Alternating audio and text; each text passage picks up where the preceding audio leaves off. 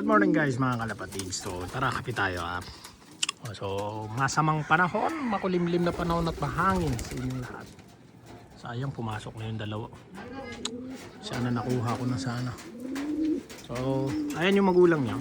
Magulang netong off color na binigay sa atin. Ay yan kakalinis ko lang din ang kulungan yan Ay yan diba? So dito excited din ako dito sa isa.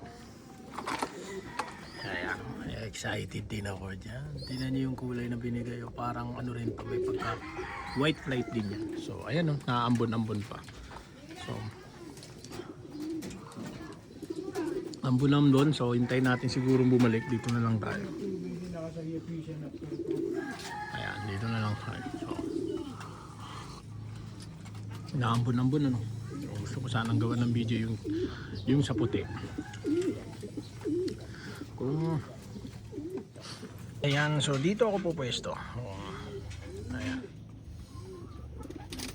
Ayan, zoom in natin. So, kung matatandaan niyo sa mga iba kong video, lagi kong kinukwento sa inyo na meron ako dating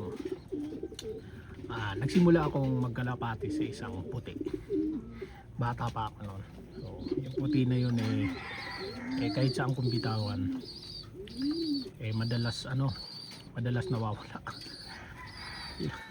Umuwi naman, pero uuwi siya minsan mga tanghali, hapon, kasi dapuin yung kalapati niya. Alam niyo naman mga kalapating pambata, ganoon lang. Wala talaga akong pamili ng kalapati nun. So yan din lang isa sa dahilan kung bakit hindi ako nawawala ng puti. Hindi nawawala ang puti ko sa kalapati kasi nga ang unang-una ko naging kalapati puti. So although may badger ako ng puti, hindi nagmana sa ganoon. Nandyan sa malaking kulungan na yan, may naging puti akong kalapate.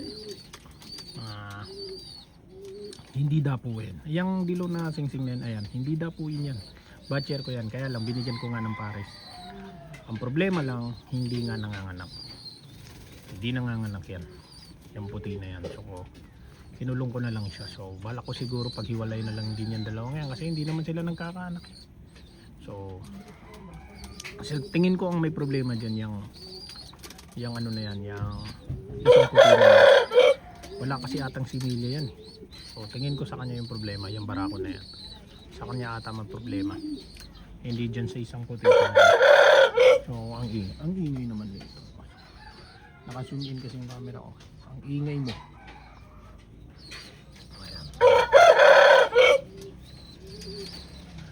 Ayan, so kahit saan kami magbitaw nun, may mga kaibigan ako nun, ang pangalan ng kaibigan ko nun, si Obe, si Peter, si JC, si Ato. Ayan. Saan kami nagbibitaw ng kalapati nun, 3-4 kami. Saan kami nagbibitaw. So nakakamiss lang yung mga panahon na gano'n. Nakakamiss yung mga panahon na hindi mo naman problema yung trabaho. Ang problema mo lang, ayan, pagkakalapati lang.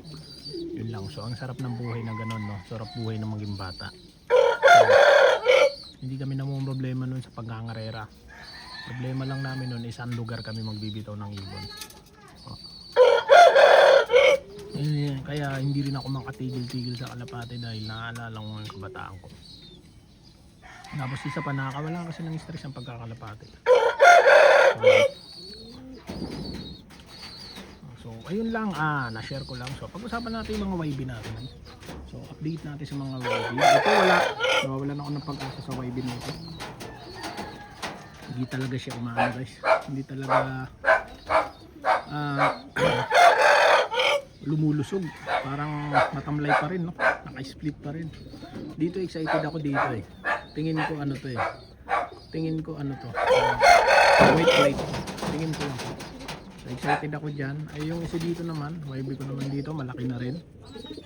Ayan, itong isa kaya lang may bulutong, pero hindi naman tayo matatakot sa bulutong natin. Ito, tingnan nyo, magaling yung sugat. Hindi para na naman sila, mukhang nagulo ko ata sila. Naambon-ambon na. So ito naman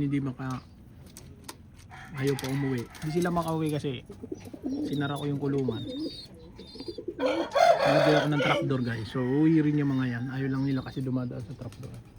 So uwi rin yung mga yan.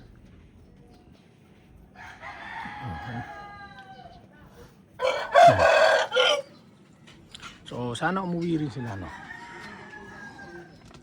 Okay, so wala na akong maisip. So wala na akong maisip na nakasabihin. No? So wala naman masyadong ganap. Ayun, kakalinis ko lang. Kaya ngayon, oh, puro tayo na naman. Oh. Kalinis ko lang yan.